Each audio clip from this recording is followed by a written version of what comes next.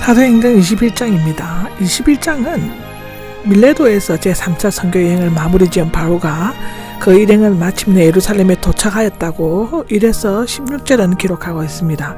그곳에서 교회 장로들이 환영을 받고 결례를 행하였는데요. 1절을 보면 작별한 뒤인데 두 사람이 붙어 있다가 억지로 떼어내는 것을 나타냅니다. 제3차 선교여행을 마치고 자신의 전도를 받고 예수를 믿는 성도들과 마지막 이별을 나누는 바울의 마음은 한없이 쓰리고 아팠을 것입니다.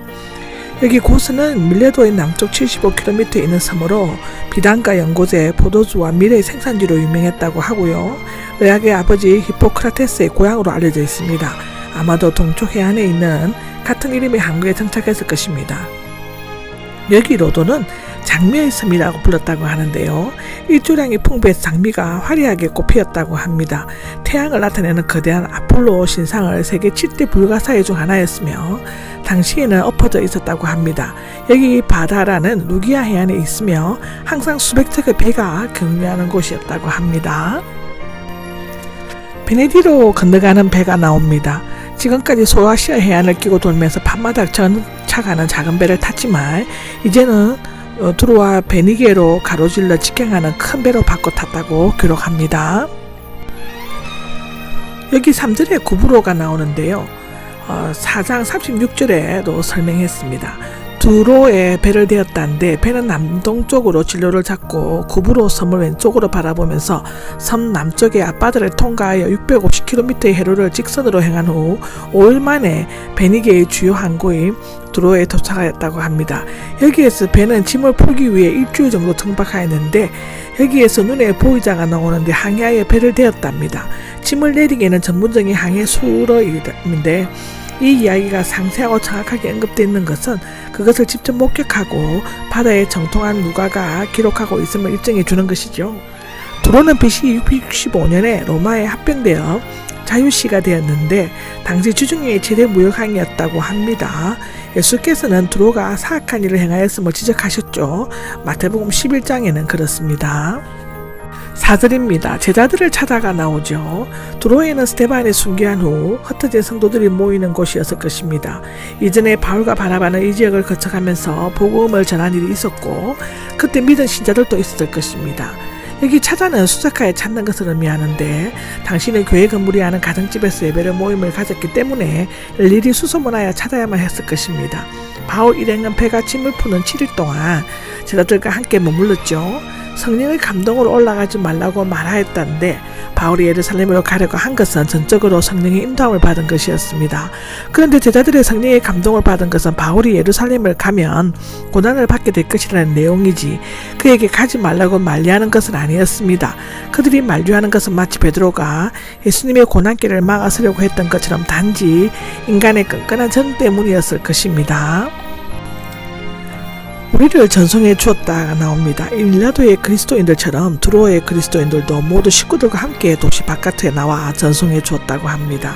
비록 일주일은 짧은 기간이었지만 주 안에서 가진 교제를 통해 사랑에 넘치는 믿음의 관계가 맺어졌죠. 무릎 꿇고 교도한 후에는 밀레도에서 이별할 때와 같습니다. 선원들과 다른 승객들이 지켜보고 있었을 것이지만 그들은 부끄러운 줄 못 보고 겸손히 무릎 꿇고 바울과 두로 성도를 위해 간절히 기도를 드렸을 것이라고 합니다. 돌레마이가 7절에 나오는데 두로로부터 40km 남쪽에 있다고 하는데요. 이곳은 구약시대의 악고이며 돌레마이오스 2세가 성을 확장하면서 자신의 이름을 붙였다고 합니다. 형제 명칭은 악고이고 당시는 로마의 식민지였다고 하고 그곳에는 두로처럼 믿는 자들이 있었습니다. 배가 정박해 있던 하루 동안 바울 일행은 그들과 친교를 가졌습니다. 여기 떠나는 배로 갔는지 육지로 갔는지 분명히 기록되어 있지 않다고 합니다. 가이샤라가 나오는데 돌레미아에서 남쪽으로 50에서 60km 정도 떨어진 곳에 있으며 육로로 갔다면 이틀 정도 걸리는 거리였는데 빌로보에서 이곳까지 오는 데는 거의 한 달이 소요되었다고 합니다.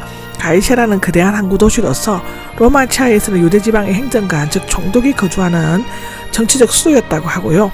헤롯이 도시를 건설하면서 아우구스투스를 높이기 위해 가이샤라로 이름을 지었다고 합니다.